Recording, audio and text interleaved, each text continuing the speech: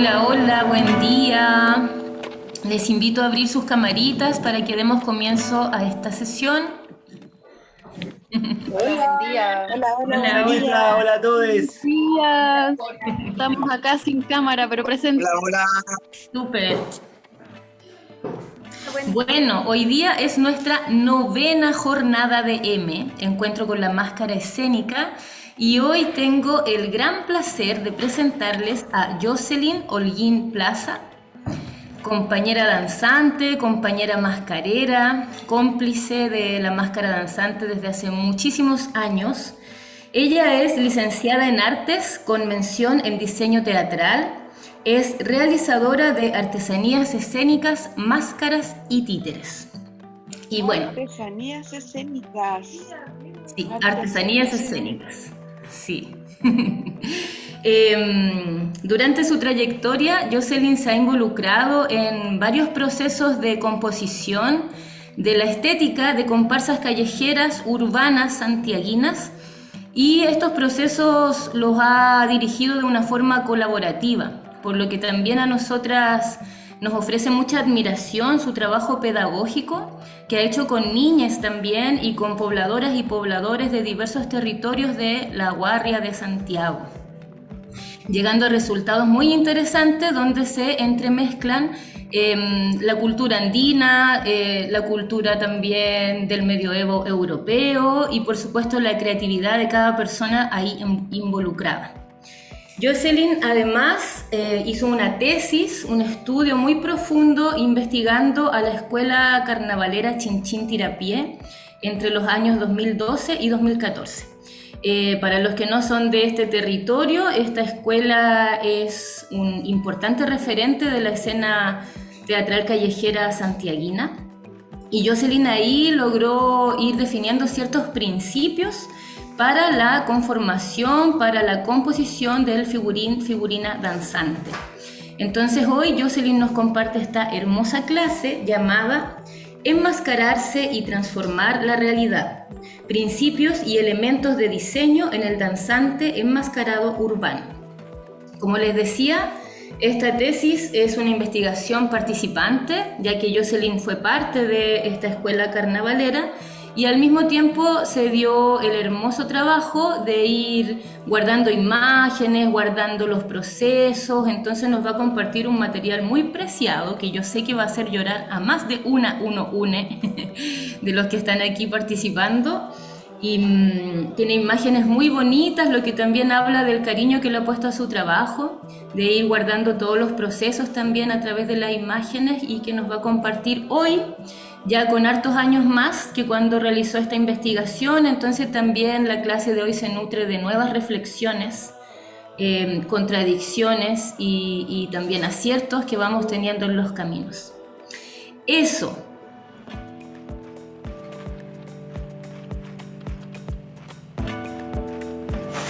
Hola, un placer estar aquí virtualmente. Hola a todos, muchas gracias por estar, muchas gracias por existir, en verdad. Esto es muy emocionante, siento que igual es un fruto también de muchas cosas que fueron sucediendo y que no fueron nada, como el tejido que arma la máscara danzante. Nosotras nos conocemos desde como una prehistoria de este encuentro con la máscara y compartimos ese amor, ese enamoramiento muy loco que nos lleva a tratar de profundizar en este camino. Entonces, ahí muy agradecida de ser parte de la parrilla de maestros, muy honrada también, porque tremendos maestros que se han presentado. De hecho, estoy así como, eh, no sé, después de la clase de La Pancha, que encuentro muy interesante también el trazado que hizo la máscara danzante como para llegar a los temas, porque también hubo una apertura en mi reflexión actual con lo que presentó La Pancha, por ejemplo, la semana pasada, que era como una bomba de información. Nada, feliz de que también compartamos esto con personas de otros territorios, que tienen las tradiciones mucho más vivas, gente de México, de Perú, que son lugares que nosotros ansiamos observar y captar de la cultura propia de allá, que nosotros un poco anhelamos porque estamos como o sea, ahora tal vez un poco más enraizados, pero como siempre sintiéndonos un poco huérfanos de esta tradición que nos fue un poco vetada, que tiene que ver con la máscara y el carnaval y las tradiciones de los pueblos. Entonces, nada, pues feliz de estar acá y de ver qué va a pasar también, a razón de todo lo que se está compartiendo. Ya, pues vamos a entrar al tiro en el tema. Yo, como les decía la Anita, yo lo primero que les voy a presentar, y que en verdad como que lo que va a englobar esta clase, es esta parte de la investigación que hice hace hartos años atrás. Yo estuve como danzante con algunas de las compañeras acá que también estuvieron varios años, danzante enmascarada de la escuela La Chinchín Tirapié, y mi búsqueda en eso fue desde que habité este espacio y un poco enamorada de lo que vi en el pasacalle y en las máscaras, yo dije, ¿qué es esto que sucede y que yo no lo conozco, no he estado ahí, yo quiero estar ahí? La primera vez que los vi, que fue por ahí por el 2007, más o menos, y la escuela comenzó en 2006. En el año 2008 yo me metí, me involucré y desde ahí estuve hasta el año más o menos 2014 involucrada, y en todo este habitar mi cuestionamiento siempre fue como siendo diseñadora teatral y conociendo desde mi perspectiva de lo que yo había estudiado, que tenía una perspectiva muy, ¿cómo decirlo?, como eurocentrista también, como de mirar el teatro desde lo occidental, desde los griegos. Mi cuestionamiento era cómo buscar la teatralidad también en lo más cotidiano, en la vida cotidiana, que se acercara un poco más a lo, a lo propio, al vecino, a la familia, a que mi mamá entendiera lo que estaba viendo en el teatro. Entonces, eso me hizo vincularme a querer trazar un camino para dialogar con la teatralidad en la vida cotidiana. Entonces eso me lleva un poco a mirar este espacio del carnaval y de la creación en pasacalle, y el encuentro con el otro como algo no tan propio de la lid o propio de ir a una sala o de pagar por ver algo, conocer la cultura artística, digamos, o el juego teatral. Eso. Entonces, esa es como mi motivación central. Y también hacer un puente entre lo académico, digamos, y este mundo popular, de la cultura popular. Acá pueden ver que esta es la presentación, una ilustración que hice para graficar, ya que en específico esta investigación presenta los principios de diseño, los elementos, los enumera y después hace un análisis de ciertos personajes en un montaje específico de la escuela carnavalera para analizar estos conceptos en los personajes. Entonces aquí podemos ver un diablo y un ángel, que es propio de un montaje que les voy a presentar más adelante de la escuela carnavalera.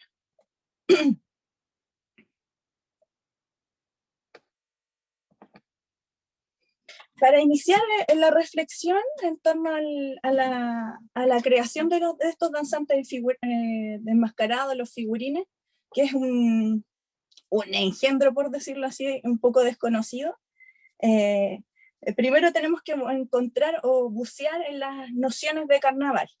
Entonces, para mí es súper importante y se hace como una búsqueda desde dónde viene el concepto de lo festivo, desde dónde nace, la referencia de, por ejemplo, la fiesta de los locos en el medioevo, y cómo eso influencia todo lo que va quedando como las nociones que conocemos de carnaval, de lo que es un carnaval.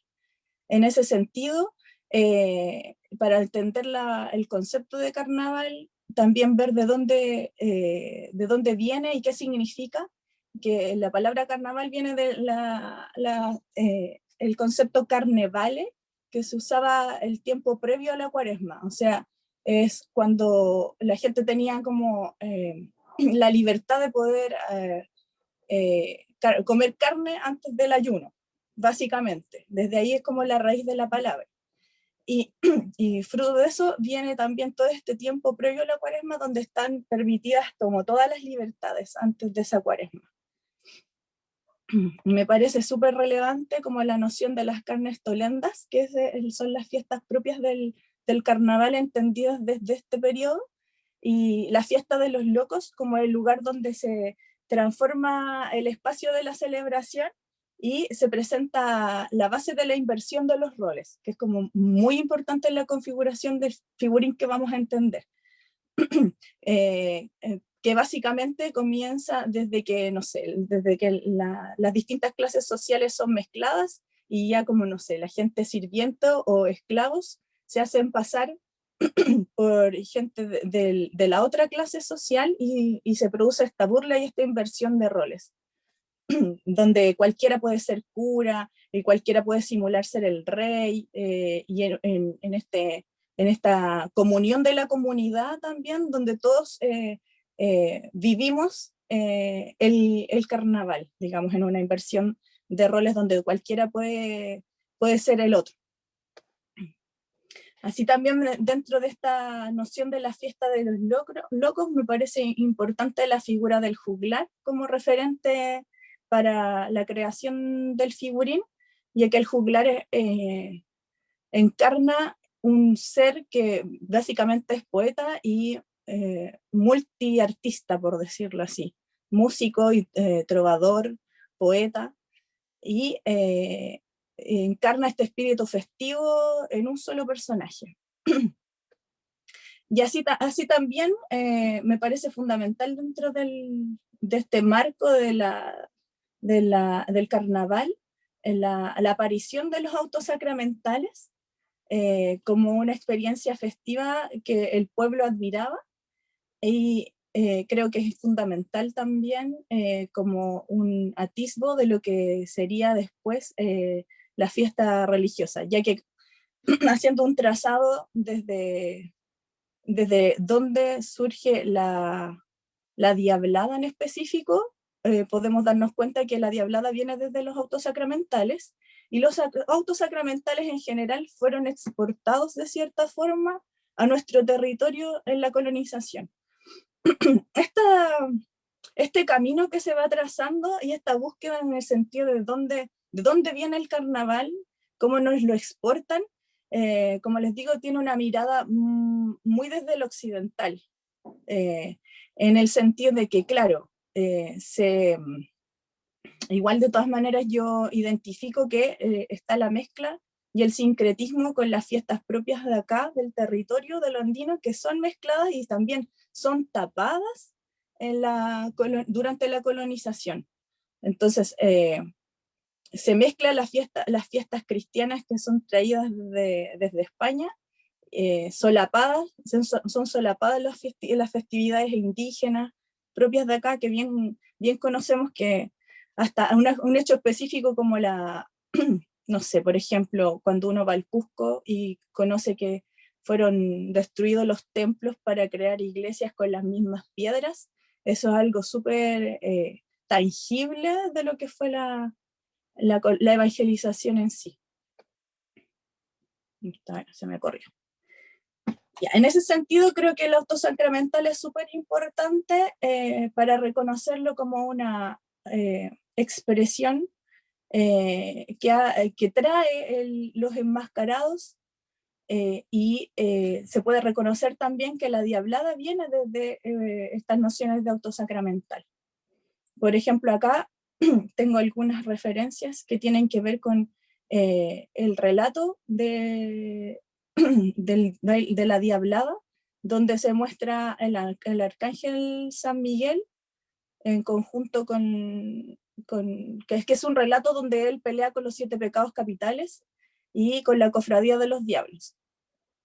Esto después, esto es una narración, estas fotografías son de Bolivia. En Bolivia y en Perú aún creo se representan el relato de la diablada. No obstante, acá en Chile ya llega solo como la cofradía, claro, a raíz de que Chile comienza a ser parte, después de la Guerra del Pacífico, pasa a ser el territorio aymara, pasa a ser parte de Chile, donde había gente de todos lados, pues, ya sea bolivianos y peruanos. Entonces está esta noción de que es la cultura aymara, más que decir de qué país o a qué país pertenece esta manifestación que es la Diablada. Como parte de este trazado para encontrar el figurín urbano o las referencias que tiene el figurín, me parece súper importante como hito mirar la Diablada específicamente que pasa en nuestro territorio, como en la Fiesta de la Tirana. Ahora, ¿por qué? Porque en la Fiesta de la Tirana surge una expresión específica que tiene que ver con el diablo figurín suelto, que no es lo mismo que los diablos de las cofradías del Carnaval de Oruro o de Perú, de Puno. Y acá abajo podemos ver algunas fotografías que son de los diablos sueltos de la Tirana, que tienen otra configuración, incluso en las máscaras y en los vestuarios. Ellos son más libres, y en ese sentido creo que es un referente relevante para entender lo que nosotros tomamos como figurín de comparsas hoy en día en el Santiago urbano. El figurín. Aquí nos metemos de lleno en la acción de figurar. Que, según la descripción específica, para saber o entender de qué estamos hablando cuando hablamos de figurar, tiene que ver específicamente como con el figurarse o el imaginarse ser un otro. Entonces esa es como la base que por lo menos yo trazo en este lugar, porque fue muy difícil llegar al por qué hablamos de figurín, por qué a un danzante enmascarado lo llamamos figurín. Ahí dejo la pregunta abierta también, si alguien tiene un material o anécdotas así sobre, en específico, de dónde viene la palabra figurar. Es una investigación por dilucidar también, porque otras personas, independientes de este configurar el figurín como en base a la imaginación o el aparentar un otro, que tiene que ver con la imaginación, otras personas me han dicho que es como este tema que viene desde esta noción de cómo una figurilla es un algo y luego pasa a tener vida, digamos, y a ser un figurín en vida, que tiene que ver con darle vida a la máscara, básicamente, o el animar, que también tiene que ver con estos conceptos que se trazan al trabajar como con muñecos.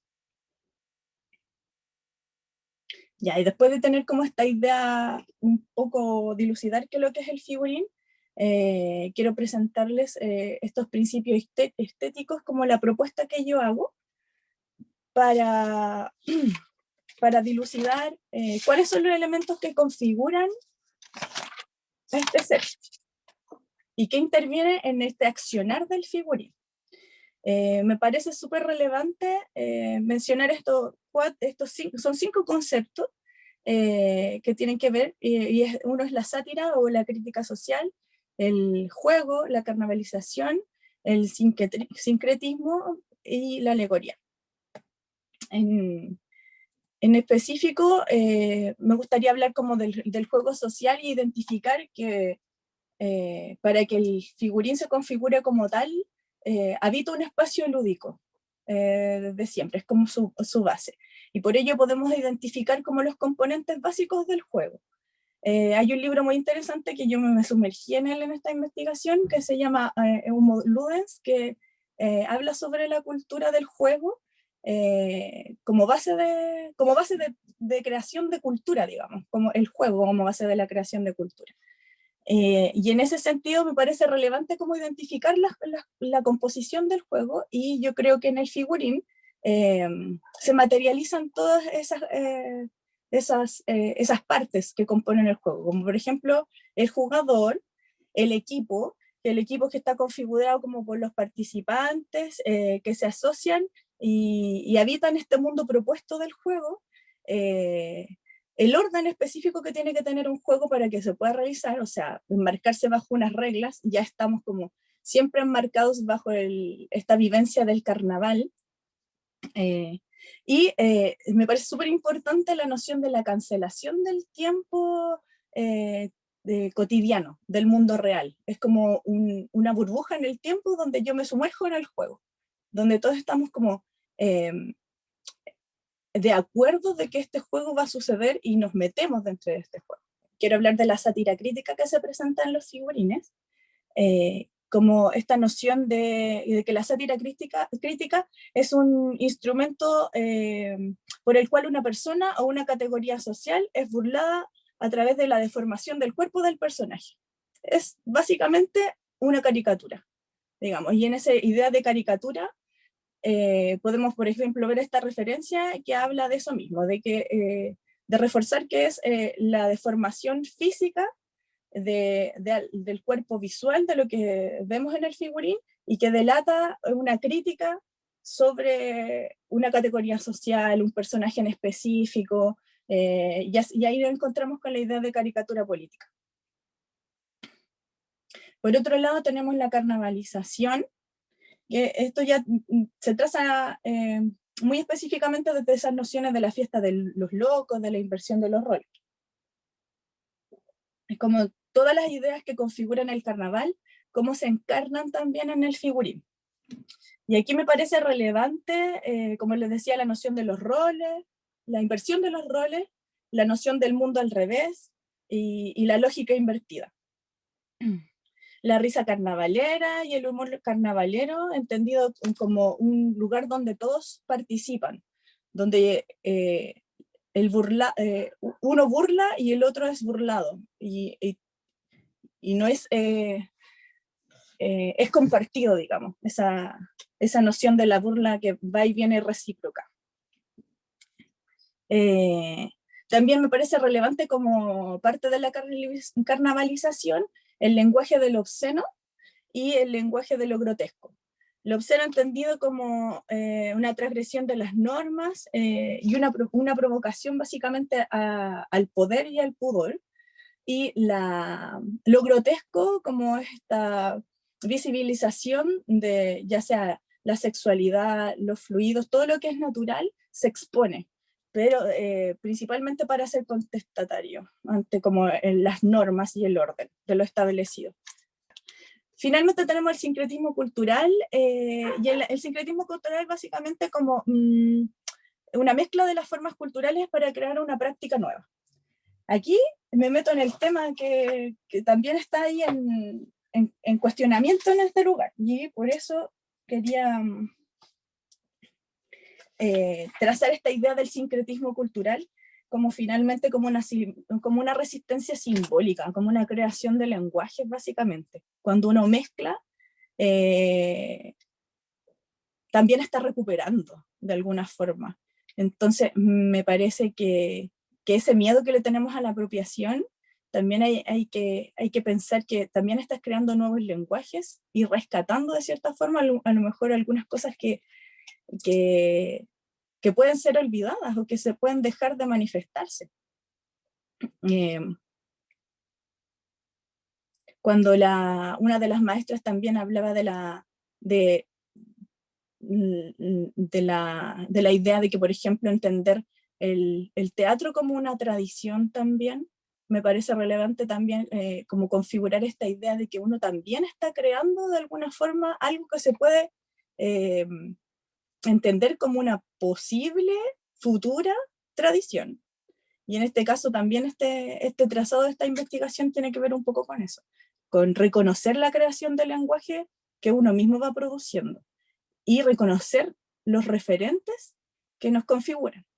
En ese sentido me parece súper importante también ser transparente y hacer esa búsqueda y desnudar lo que nos configura. Yo creo que eso hace más evidente que no estáis apropiándote.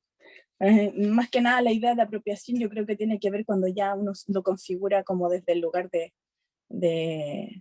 no sé, la industria cultural, por ejemplo, cuando se apropia de los carnavales, ahí ya hay como un tema más latente que tiene que ver con la apropiación, por ejemplo, como cuando ya estás ligado a la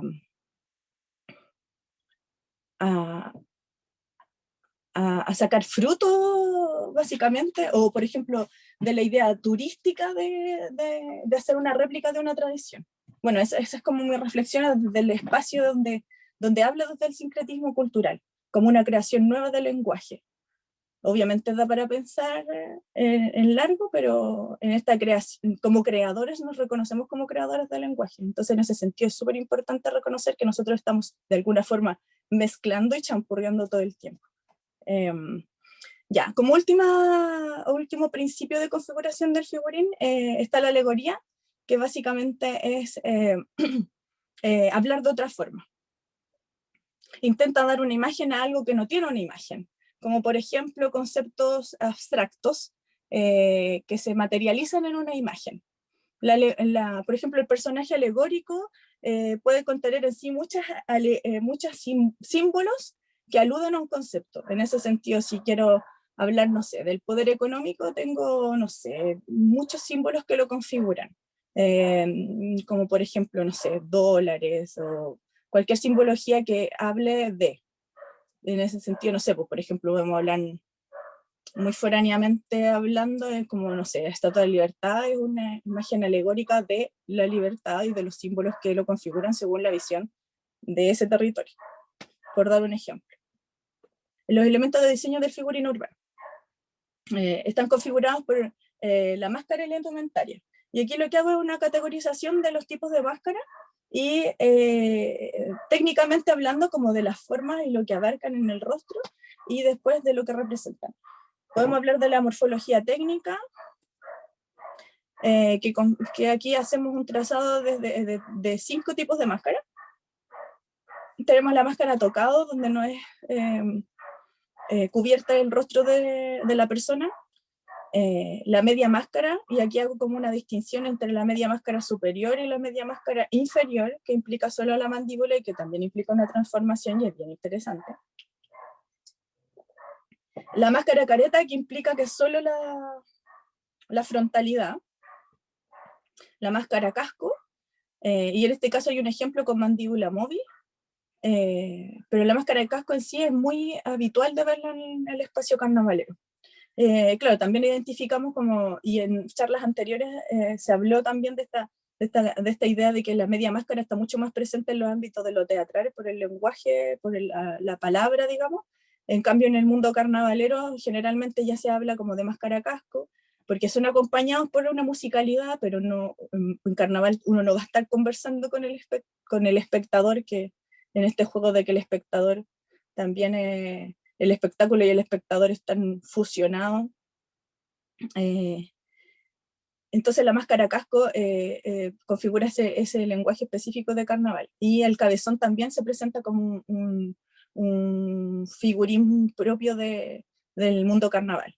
Y luego como ya la limitante, digamos, yo considero que la mojiganga es como cuando la máscara sale del rostro del que está enmascarado, por decirlo así, sale del rostro, pero sigue siendo parte del cuerpo. En ese sentido también actualmente yo lo vinculo mucho a la idea de marote, que el marote también está entendido como esta máscara que sale y que pasa a ser como parte en otro lugar, y yo lo manejo con mi mano, pero mi cuerpo sigue siendo el enmascarado, entonces sigue siendo parte el cuerpo. La morfología representativa es netamente lo que quiero hablar, como cuando las compañeras anteriores, los maestres anteriores hablaban de los elementales, por ejemplo, creo que ese lugar es como el lugar de la máscara híbrida, o de lo fitomorfo, que tampoco está muy indagado. También, por ejemplo, me quedó rondando así muy fuertemente lo que tenía que ver con la propuesta de la Pancha, que hablaba, por ejemplo, de pensar una máscara desde los apus o de los cerros. También es como un lugar para cuestionar que tiene que ver con qué estoy representando. Aquí yo solo hago una diferencia entre lo antropomorfo, el mundo flora, el mundo fauna, que podría ser la zoomorfa, y lo híbrido, que podría ser la mezcla entre los anteriores, como por ejemplo en esta máscara que vemos aquí, hay una mezcla entre lo antropomorfo y lo zoomorfo. Cuando hablaba de la vestimenta total, de lo importante que es vestimenta total para dejar de ser uno y que la máscara se empodere, digamos. Por eso esta noción es fundamental de la indumentaria y de la vestimenta total en el figurín, como un elemento importante. Luego trazo esta idea de que la silueta es muy importante para poder transformarse, ya digamos cambiar de género o cambiar de volumen, ya crecer, digamos, ya ligarse al cabezón o ligarse a la deformación, a tener como aspectos de otro género. Es como parte de la metamorfosis que tiene que tener el figurín, para que no se devele quién está abajo. Ya sea que una mujer interprete a un personaje femenino, personaje, digámoslo entre paréntesis, o sea un hombre o viceversa. O si también estamos tratando de transformarnos en un animal, es fundamental que se anulen ciertas formas y que aparezcan otras. Eso es como de importante en el aspecto de enmascararse a nivel de cuerpo completo. Por otro lado tenemos la materialidad, y esto ya tiene que ver con la propuesta en específico de lo que se está creando. Por ejemplo, ya sea la materialidad y la de decoración, digamos, del vestuario, cuando trazamos una idea estética específica. Por ejemplo, no sé si pensamos en el cusillo, y la presencia de la lana, o cómo está configurado el vestuario con textiles, es distinto a pensar un diablo de diablada y las materialidades que tiene un diablo. Entonces, en ese sentido, dentro de la indumentaria, un poco casarse con una materialidad en específico también es importante. También tenemos esta noción en la creación del vestuario de la flexibilidad o la rigidez que debe tener. En ese sentido, por ejemplo, puedo citar, no sé, en este caso tengo como esta referencia de los monos, que son un montaje que dura un tiempo en la Chinchín-Terapia, un tiempito cortito, y que necesitaba básicamente que ese figurín tenga mucha flexibilidad. Entonces, esa noción de que el vestuario sea adecuado para tener la movilidad que necesita el personaje es súper importante. ¿Por qué digo flexibilidad o rigidez? Porque son todos los grados de posibilidad. Por ejemplo, también podemos reconocer al rey moreno o las tortas, digamos, que citamos en el mundo andino, que tienen absoluta rigidez, pero se reconoce como que es parte de cómo se va a mover y cómo se configura el vestuario, o sea, los limita de cierta forma, o en este caso yo planteo, o te limita o te da la libertad que necesita el personaje que vas a encarnar. Esta noción del cliché o el arquetipo, yo la trazo, pero en el sentido de ir más allá del cliché, porque, por ejemplo, yo pongo ahí un disfraz como ejemplo, como para visualmente ver el concepto, y la noción de abuelita, que tiene que ver, por ejemplo, con la observación básicamente del personaje que yo voy a encarnar, de la observación real, digamos, y ir más allá del arquetipo o de la caricatura de lo que yo conozco básicamente del personaje. Por ejemplo, no sé, a ver si hablamos como de la idea de un colibrí, irse hacia la observación de ese pájaro y en terreno conocer cómo se mueve, va a ser parte de la configuración estética del vestuario para ese figurín. Ya, y como elementos ya más de detalle, pero que igualmente configuran la indumentaria, me parece importante, más que nada es una herramienta potente para darle vida al figurín en la calle, que tenga como un objeto en el que se pueda apoyar. Y en este caso yo hablo de un amuleto. Me parece que como en el mundo andino también pueden haber ciertos hasta instrumentos en los que se pueden apoyar los personajes, que pueden ser un amuleto.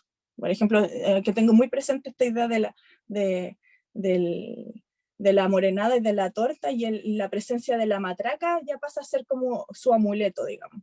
En este caso, de los figurines que les voy a dar ejemplo, casi todos tienen algún objeto que habla de lo que son, de dónde vienen. Aquí yo pongo un personaje que es uno de mis personajes que tenía los cuchillos como elemento relevante y que te permiten un accionar en la calle también. Te dan un por qué estar o qué estás haciendo, qué estás viviendo. Es un apoyo todo el tiempo para poder figurar, encarnar a ese personaje que está en un algo, está viviendo un algo, le está pasando cosas, entonces se apoya, digamos, en lo que le pasa. Finalmente, la configuración del emblema o la idea de pancarta, que lo presento como un elemento a observar y que puede estar o no estar, digamos, pero que habla netamente como del discurso o de la opinión que tiene el que está enmascarado detrás. Entonces es el lugar de la opinión, digamos, dentro del vestuario, y que se presenta harto acá en las manifestaciones de carnaval, digamos, siempre hay algún emblema o algo que queremos decir y se traza, ya sea generalmente en la espalda. Aquí pongo de ejemplo un tinco y que genera opinión, pero generalmente también tenemos la idea de que, no sé, pues las comparsas o las diabladas distintas en Oruro, qué sé yo, se llevan los nombres de las agrupaciones, que también pasa de ser un emblema porque es un algo que estás queriendo destacar.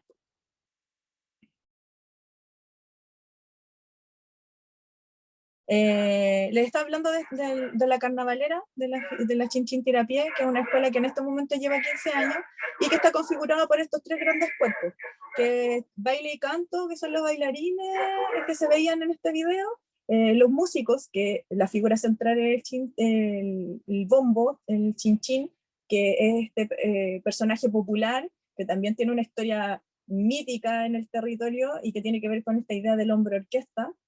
La chinchitera toma este elemento como figura central, después crece la banda y se suman los bronces y otros elementos, percusiones menores, y aparece la figura de los figurines, que se cimenta desde la experiencia también de los que son fundadores de este cuerpo, que tienen experiencias muy cercanas a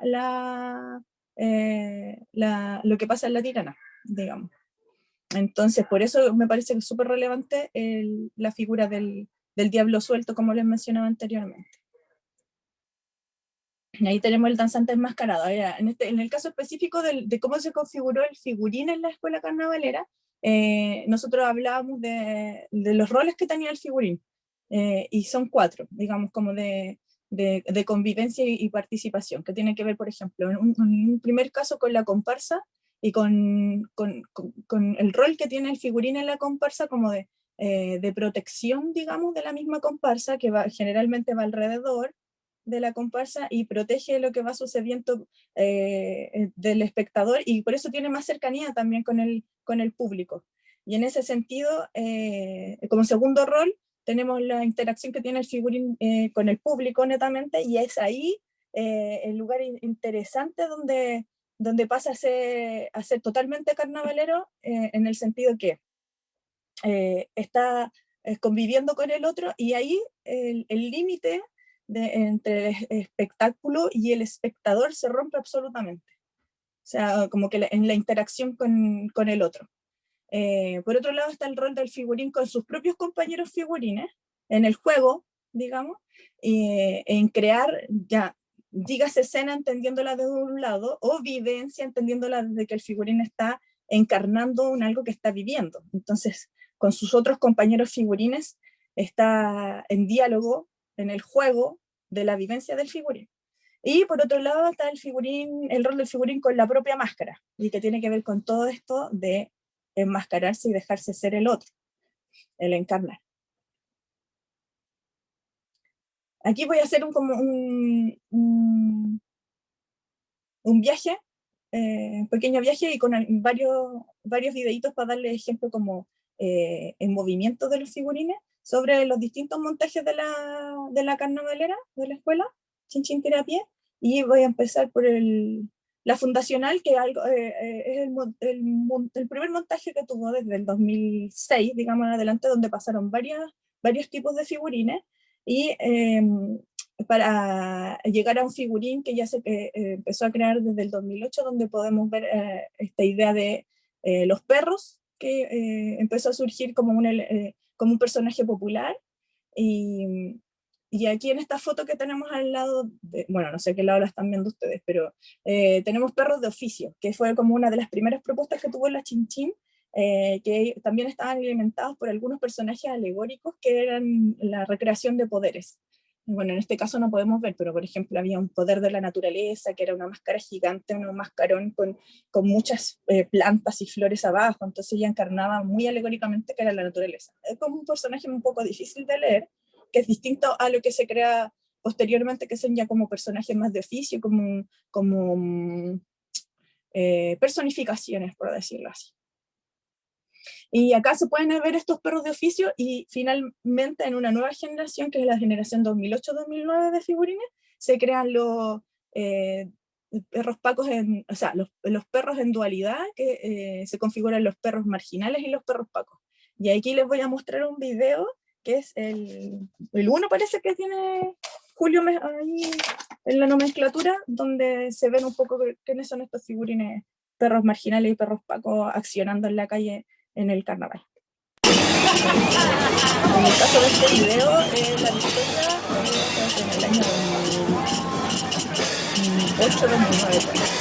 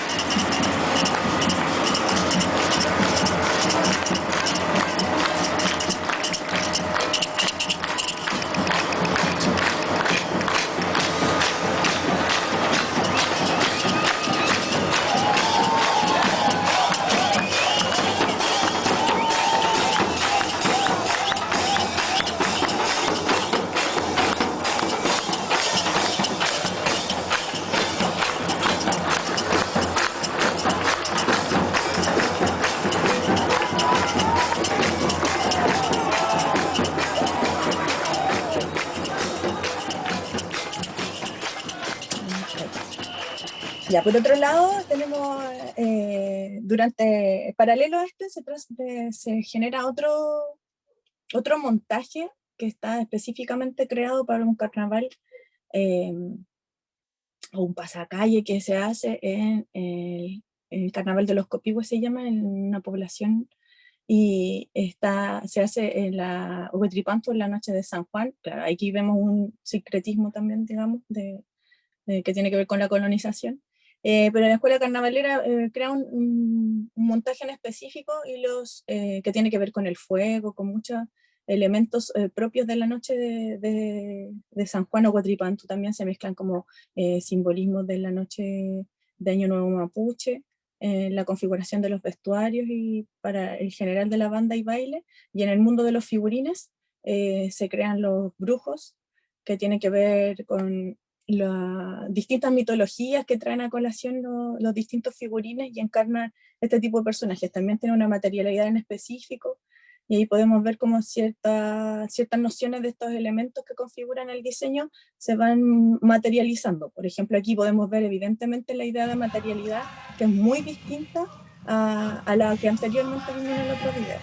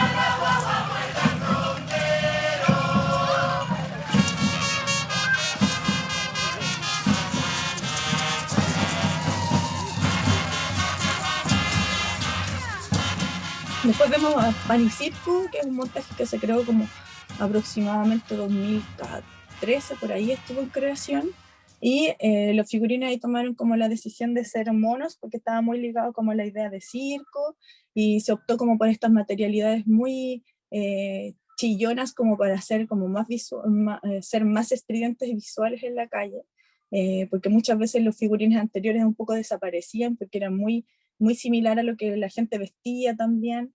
Entonces ahí se apostó como por algo más fantasía que tenía que ver con la idea de circo.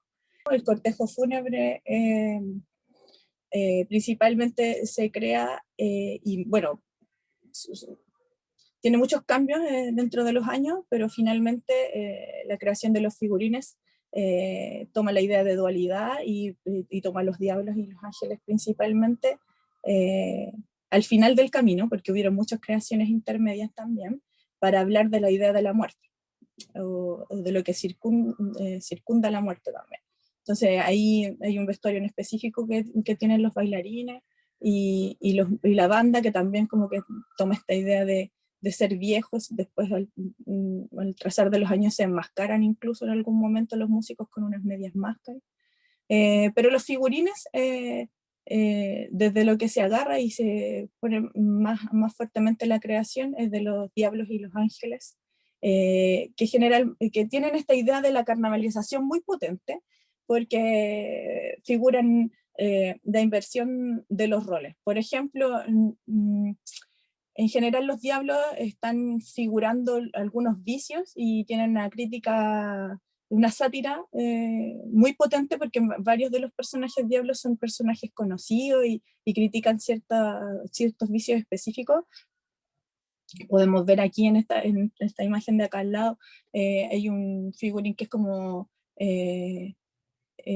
un narco, digamos. Hay otro figurín que podemos hablar en específico que figura ser un periodista, y hay una crítica ahí a los medios de comunicación. Un diablo que es juez también, hay una monja que es embarazada, hay muchos diablos que pasaron distintas generaciones. Al otro lado podemos aquí ver algunos ángeles, que era como un vendedor ambulante, una escolar embarazada, como que también en general los ángeles son los marginados, y los diablos son mucho más empoderados, más viciosos, tienen como la vanidad más a la luz.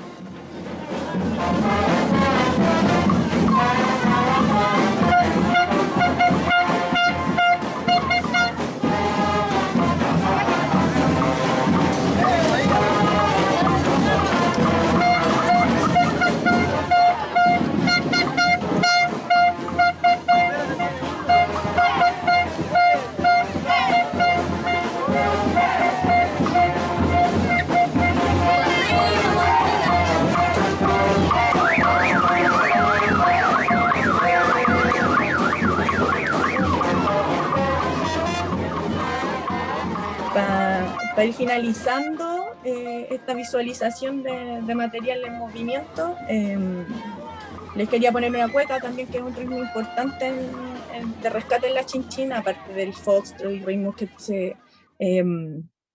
se recuperan desde el acompañamiento del chinchinero, lo que tocaba el chinchinero inicialmente, el rescate de la cumbia también. Pero entonces quería mostrarles, como para finalizar, bueno, dos videos de la Chinchín. Una es un pedacito de una cueca figurina, que es el video 9 de julio, donde podemos ver interactuando, y ahí podemos visualizar el juego entre figurines,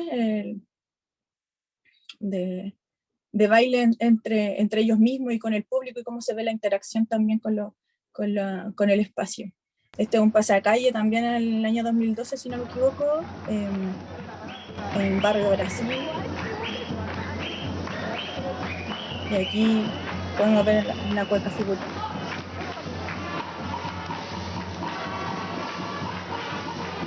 Aquí está bailando, por ejemplo, como para introducirle un poco la idea de los personajes, que igual en calle era más o menos una lectura fácil.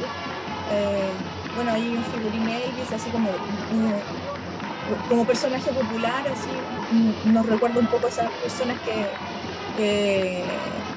de alguna forma se creen el cuento y son como el doble de, y aquí es como un ángel que es muy drogadicto, que también la idea del vicio está muy ligada a este montaje y los figurines, como que tanto diablos como ángeles figuran este tema. Bueno, el caos del carnaval, obvio. Y ahí podíamos ver también niñas en versión diablo y ángel, así como me acuerdo que y como que esto está creado muy desde las mismas personas que figuraban, ellos mismos hacían su máscara en el taller, es muy comunitario, por supuesto, y no hablé específico de cómo funcionaba el taller de los figurines. Los mismos participantes, figurines, creaban su personaje, hacían su máscara, confeccionaban su vestuario, lo decoraban, cada uno se hacía todo, entonces muy comunitario y de una transversalidad de los saberes de cada uno que iba configurando la creación de los figurines. Ahí tenemos una figurina diabla traviesa, la niña mimada era, y atrás tenemos este diablo yankee también, que tenía harta presencia, un niño atrás que era el niño Ritalin, también era como esta idea de la gente dopada. Ahí está el diablo psicólogo, una nana haitiana también que era ángel. Entonces hay mucha crítica social, y la carnavalización está absolutamente activa en este montaje. La mayoría de las máscaras, si analizamos los elementos, la mayoría de las máscaras son máscaras casco, así como lo propio del carnaval, que es como lo más usual, digamos, más que nada porque es como lo que permite la interacción en carnaval, en el caos de la música y todo, uno no puede estar hablando. Obviamente la materialidad como muy ligada a una paleta de color específica para cada uno de los bandos, que ya serían diablos y ángeles. Y eso, muchas gracias por la escucha, por el tiempo y por estar, y sigamos disfrutando de este encuentro maravilloso con la máscara danzante. Muchas gracias. ¡Yujú! Gracias, Joseph. Hayayita. Gracias.